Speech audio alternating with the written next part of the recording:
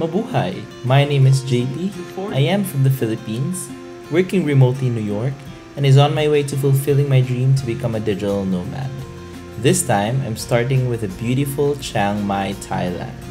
From the last video, I talked about my travel experiences during the pandemic, how it was hard, how it was challenging, but all the more beautiful. Today, I hope you get to see the beauty out of the travels that I had and my realizations about the travel experience during it. From Bangkok, Thailand. So last time, on my last vlog, I showed you how struggling I was with a trip from the Philippines to Singapore to Thailand. And all of those videos were all about pains, were all about hassles, were all about the things that I would not expect myself to be in a Southeast Asian trip, even within the pandemic. But I know things have adjusted and the pandemic came, and the expectations that I had before really changed because of security, number one, because of the changes in the dynamics in the airport and immigration and requirements and things like that. But out of all those struggles, I realized that there are so many people that are willing to help you when you are in need. These are random people that God sent to make sure that even if you struggle in the journey, you will still feel accommodated, you will still feel helped, you will still feel somebody they've known for so long, even if they're random people, or somebody that they just care about, So this video will talk about that, how people from the airline industry, people who sells in the stores in the airport, people brought me to and fro the airport, people who I asked for information, people who assisted me in very small details and made me feel that it's okay, it's gonna be good, you're gonna get to the destination where you are at. And to those people that inspired me all the more to push through because of their own situations as well. So here's the video of how did it happen on a more positive note, and why should you be inspired also to do it. I'm also going to talk about requirements of going to Bangkok as a tourist without a visa, because there are several options for you to get to Thailand. So there, I'll see you guys later.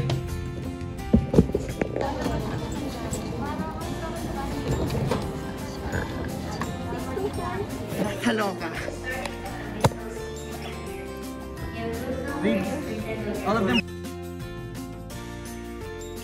more than that.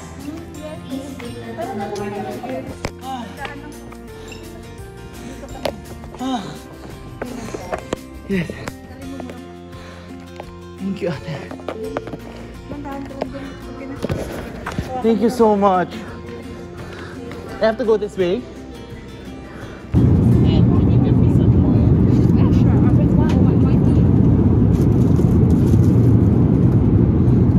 How's it flying in the pandemic?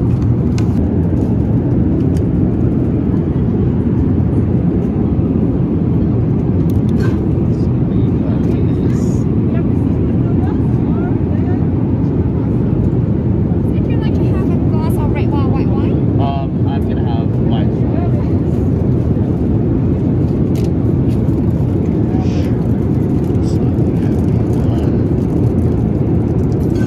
This one is really good. Thank you. What a beautiful deal. Thank you.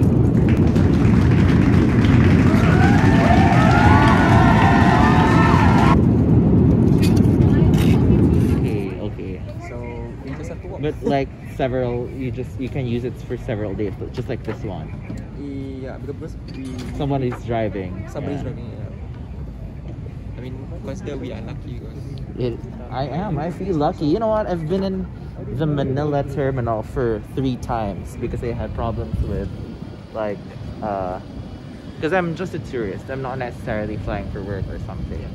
So they're trying to, figure out why am I going to Thailand if it's just for a tourism purpose, because necessarily in the pandemic you're not supposed to do that. Alright,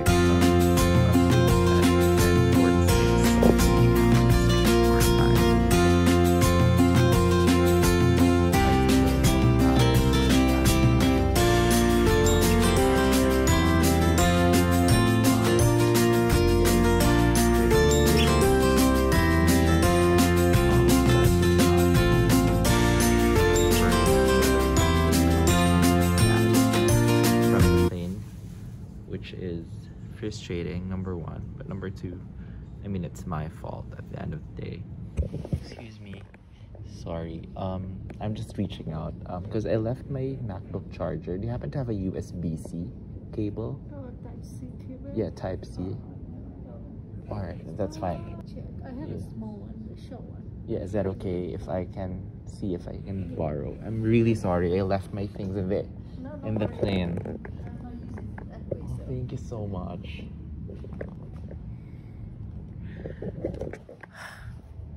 I was nervous to approach her, but I think she is letting me borrow something. So I hope that brings me something. Thank you so much. My friend have a type C and maybe longer version. I don't know, and I use food. Yeah, actually it is. But let me try this one. Thank you so much. What's your name? Sachi. Sachi. Thank you, Sachi. JP, nice to meet you. Oh, JP. Yes. Nice to meet you. Yes, I got a charger. Well, I got a cord, which hopefully will work over here.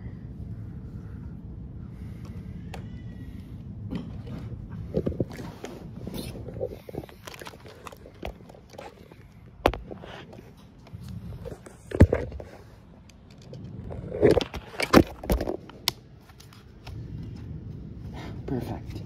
It is working. Thank you so much.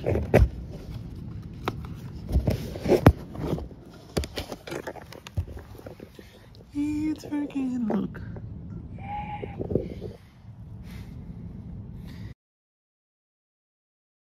Yes, like I wouldn't know how to book. I actually asked people to like if they have like chargers with them so I could borrow it. Thank you so much. What's your name? 6 hours. Gary. Thank you, Gary. Have a wonderful day. Share my vlog. Thank you so much. Everyone's been so helpful. Absolutely. Thank We try our best to you. help you. Thank you. Okay. Have a wonderful day. Thank you. Thank you guys. Bye bye. Okay, look at that. I have my stuff back. Oh my god. I don't know why this trip keeps on making me feel that I am stupid. But just as well, it makes me feel very grateful because out of all the bad things that are happening, good things come in return. So, I don't know. God is so good. I just don't know. This is gonna be an exciting vlog, but I'll see you guys. Alright, I'm going to sleep on the floor until probably 5 a.m. and then get some breakfast. I'm really hungry up until now. Yeah, so for breakfast, I'm gonna have nasi lemak and chicken. Last meal before I water fast.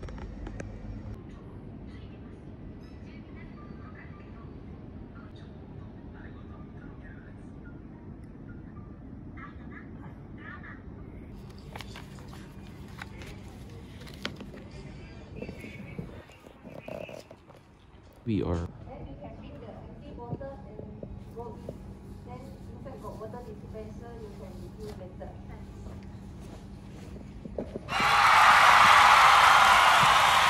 Okay, we're moving up to the gate hold room. So make sure you all are walking in one straight line, 1 meter apart. Yeah, there'll be no stopping overs. We're going straight to the gate. Is that okay? Yes. One line, Yeah, hold on. What is the gate number? Bangkok 1134.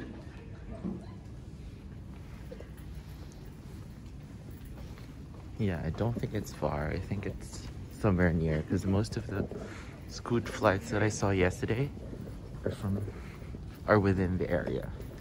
So I don't see any reason for the terminal or for the gate to be far.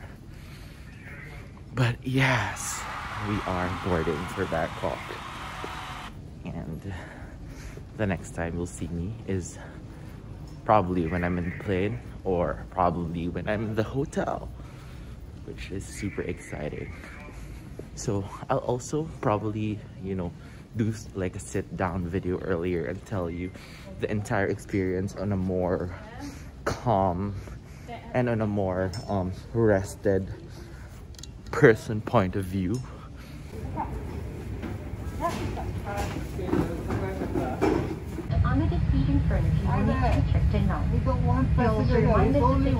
I am the only one in this section, you guys. Yes, I know. Thank you. I feel privileged. Thank you. What's your name? What's your name? Sauce. Nice to meet you. I'm JP.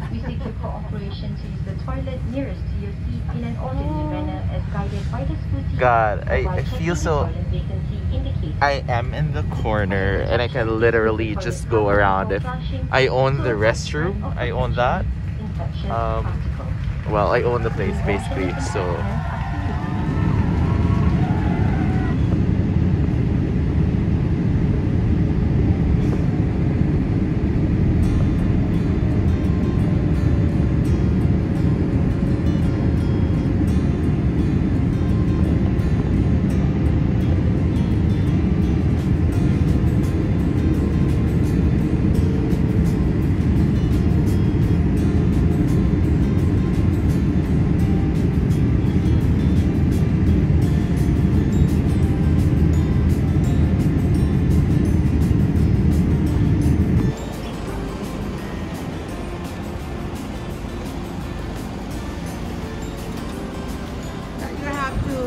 Oh yeah. This one, our driver. Hi. Take care, you are welcome. Thank you. Are you YouTuber? Yes, I am. A vlogger. Thank you. Nice to meet you. Swadika. แต่ทีนี้มีเกินมาเคสหนึ่ง Thank you so much for the help. Welcome ค่ะ Kapong ka. I have one picture please Yes, because sure. we have to report to the hotel. Yep. Thank Can you, we take a sir. photo together? Pardon? Can we take...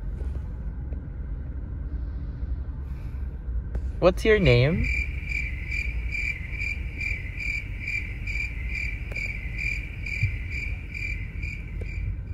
So, probably today you can serve food, but tomorrow, not anymore. Alright, I will be fasting. Just to make myself thinner. Is this something I will bring? Yep. And these are my documents. Perfect. Thank you so much. Yes. It should be not more than 5 hours. Yes. Thank you. What's your name? Samita, thank you. Kapong ka. So we're going up. Say hi to the vlog. What's your name? Neil. Neil. Nice to meet you, Neil. How do you say nice to meet you in Thai? Oh, that's long. I cannot. Yes. Oh, wait.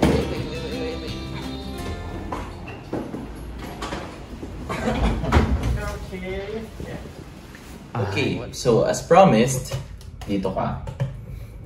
As promised, I will be talking to you about how to go through the application from setting up your visa in case you want to get a visa, or just getting the non-exempt visa, especially for Filipinos or other countries that do not require visa for a short stay to Thailand.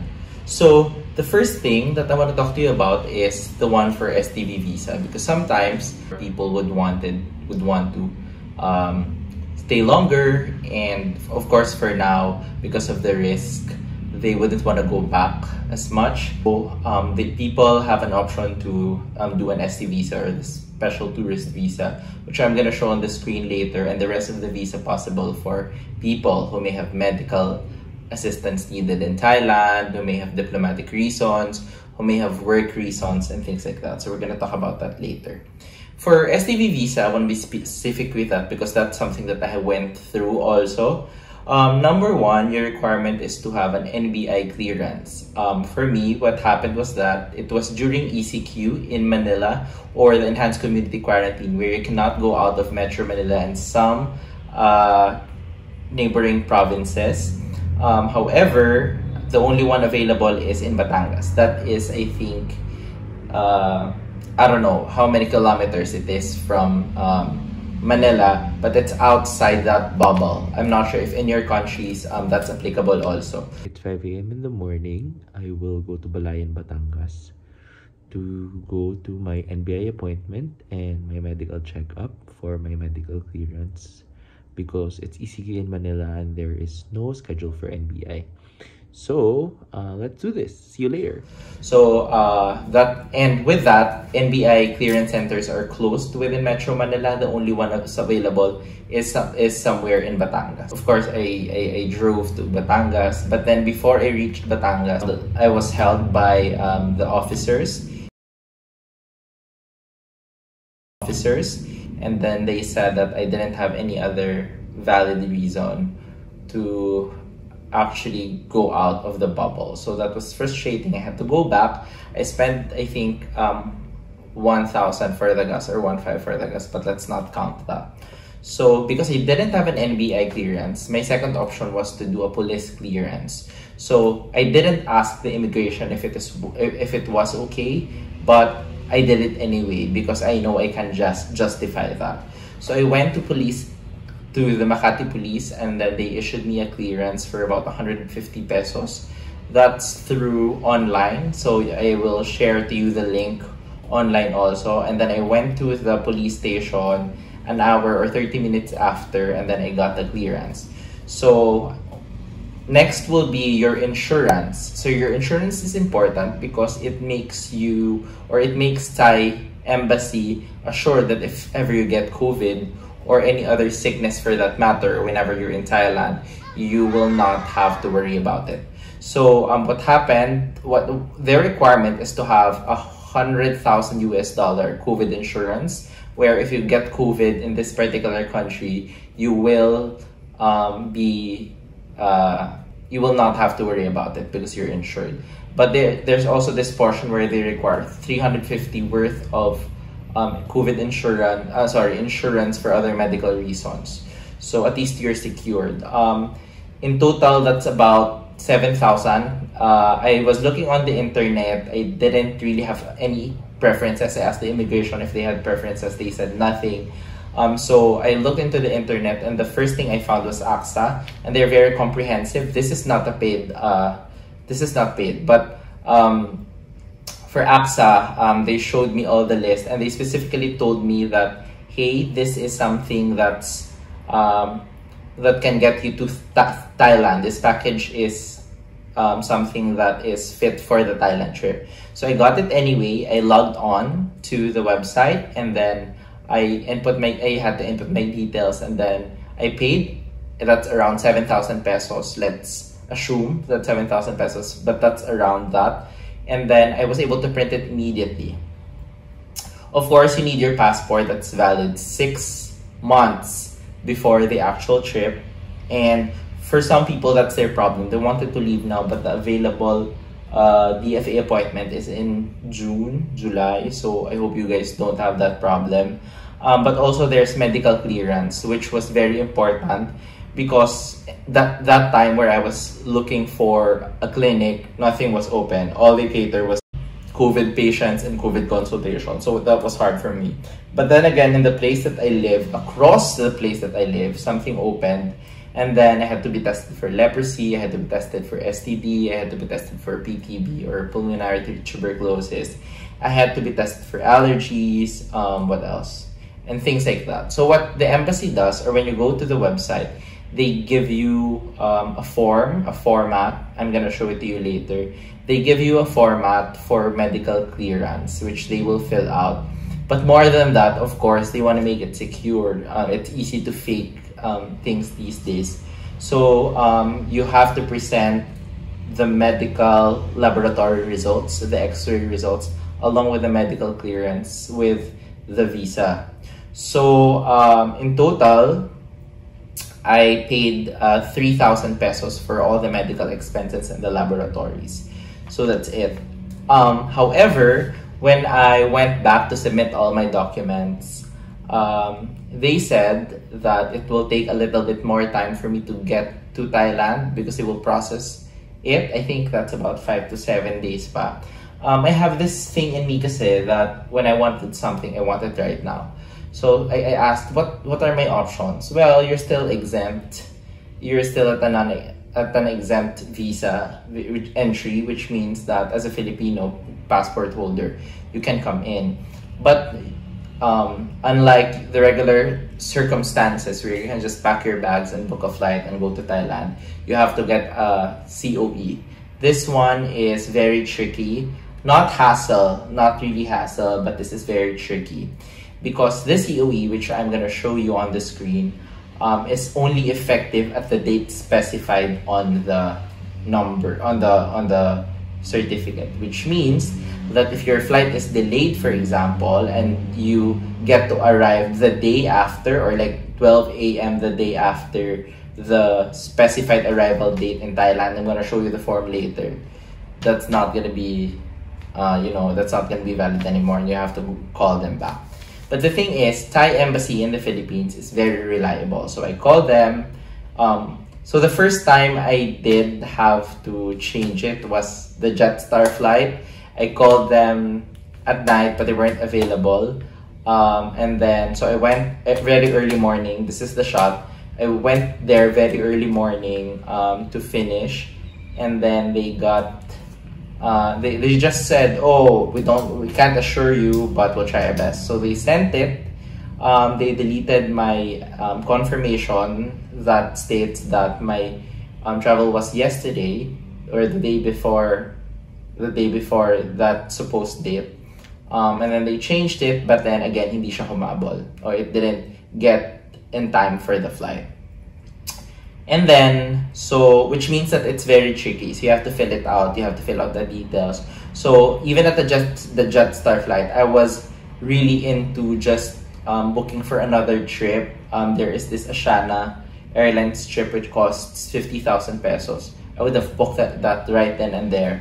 But then the certificate of entry says that my flights are on Singapore Airlines and with Jetstar and with Scoot, so I can't use that.